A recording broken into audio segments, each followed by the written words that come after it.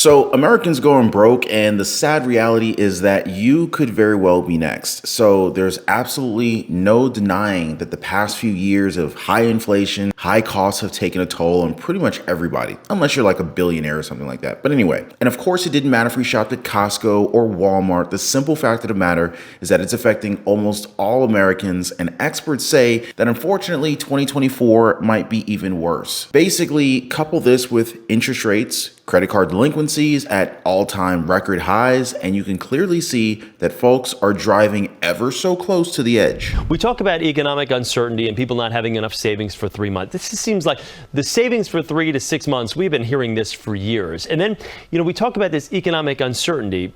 We talk inflation numbers are both coming down. Gas prices are coming down. Stock market, we're looking at record highs day to day. Where is that uncertainty?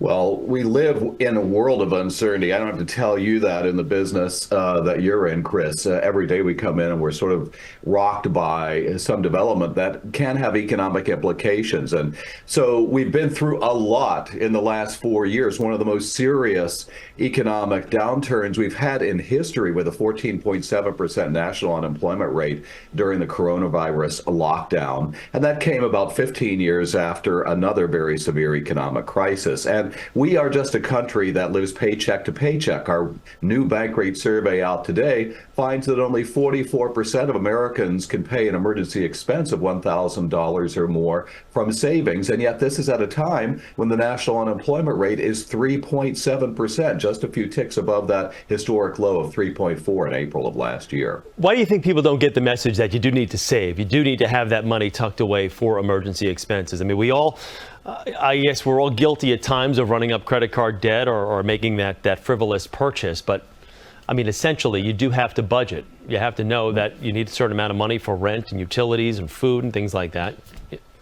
I think we just don't prioritize savings the way we should, Chris. And listen, we live in a society that prioritizes spending, not saving, not sort of living to spend another day. Now, of course, some might argue that there's just not enough cash flow within our wages to be able to save money and invest. But again, that's purely subjective. However, there are, of course, more numbers that tell a very drastic change in how Americans live nowadays. You see, new data is now showing that nearly half of Americans have only $500 or less in their savings accounts. Can you believe this, guys? I mean, before last year, I was telling you about how many people don't even have at least $1,000 to cover an unexpected emergency. Now they're lowering the bar and discovering that very few Americans even have $500. Can you believe this? This is ridiculous. 29% has reported that they had between $501 and $5,000 in their bank accounts.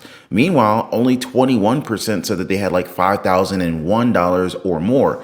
Now, this is a very low number, guys. You got to wonder, what are these people who have less than $500 going to do if they ever, by chance, get hit with an emergency that's more than that?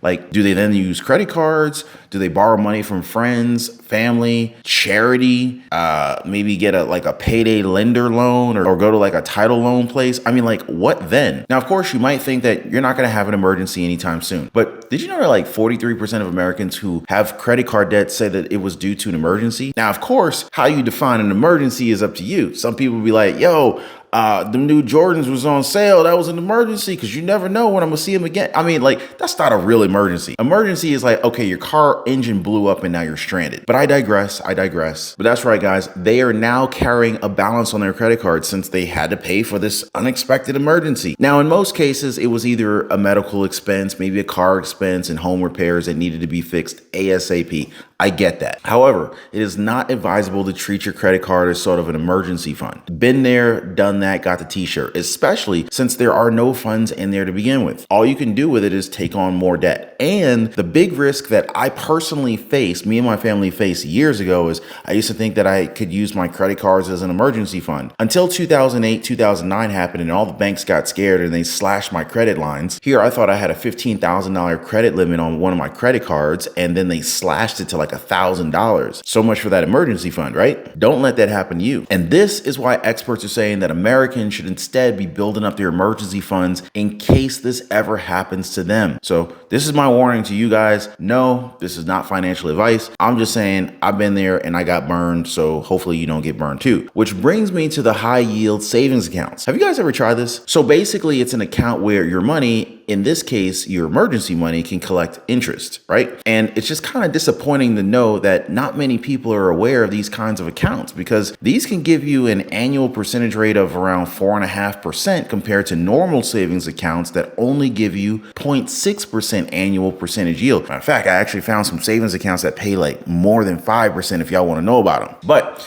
it is so new to some of us that only like 9.8% of Americans who have savings accounts say that they have this kind of an account. This just blows my mind. I mean, that's a very, very low percentage, guys. And it just kind of goes to show that these opportunities, they're not openly talked about enough. In the exact same way that Americans are unaware of what's really happening to their money. Now, I'm not going to go ahead and tell you guys what to do with your money, but it is important to stay informed on these kind of things. So, you know, like, did you hear about what happened with Capital One? All right, so here's a lowdown. So Capital One apparently misled customers to think that their accounts were like high yield savings accounts. So accounts that would give us at least like 4% interest compared to the usual 0.3%. This account was also called Capital One's 360 savings. And with interest rates being raised, customers also assumed that they would also get better rates as well. This was because the bank then created a new high yield savings account that was named 360 Performance Savings. Very similar name to the initial one that we talked about, right? Now, to make matters worse, the 360 savings account was eliminated completely, but Capital One didn't move the money from those accounts to the new high yield savings account, keeping its interest rate instead to 0.3%. Now, I understand, it might not be legal for the bank to move your money just like that in that sense, but they also didn't bother to tell the customers that just because these two plans were named similarly doesn't mean that they both had the same annual interest rate percentage. So now Capital One is facing this big, huge lawsuit because of this due to unrealized profits that some customers argue should have gone to them. Now, what's insane is that some of these customers have been with the bank for years. I mean, one of them has actually reported to have lost out on at least thousands of dollars in interest. And while he asked for backdated interest to be reimbursed to him, the bank pretty much just said, it was his responsibility to know what was going on with his money. Wow. I mean, they could have at least sent a letter out saying like what was going on. Now, on the one hand, the bank technically is right. You should know what's going on with your money, your savings, your interest rates, your rate of return, ROI,